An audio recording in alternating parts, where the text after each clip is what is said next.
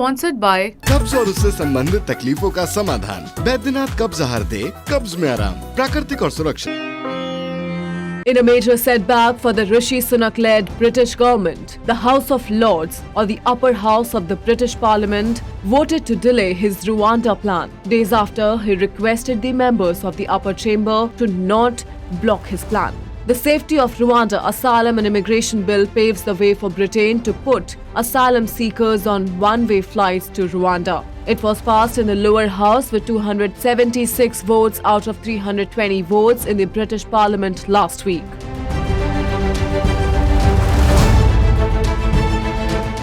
The development marks the latest roadblock in Prime Minister Sunak's plan to send migrants who illegally crossed British borders either by crossing the English Channel or by other means to the African nation of Rwanda.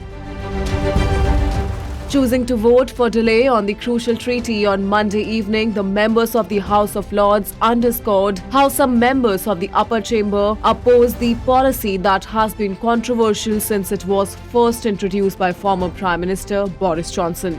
Additionally, Lords, who are appointed rather than elected, defended their stance, stating that the ministers must not approve the legislation unless they can show that Rwanda is a safe nation for migrants.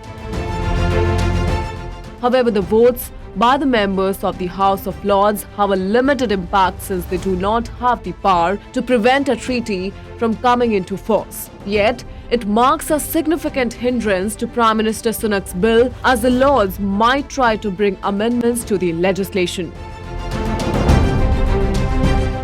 To add to his existing trouble, senior Tory MP and former Cabinet Secretary Sir Simon Clarke, who rebelled on the Rwanda bill, called for his party to replace Rishi Sunak as Prime Minister. He contested against Prime Minister Sunak, stating that the party has lost key voters by failing to be bold on immigration and government reforms.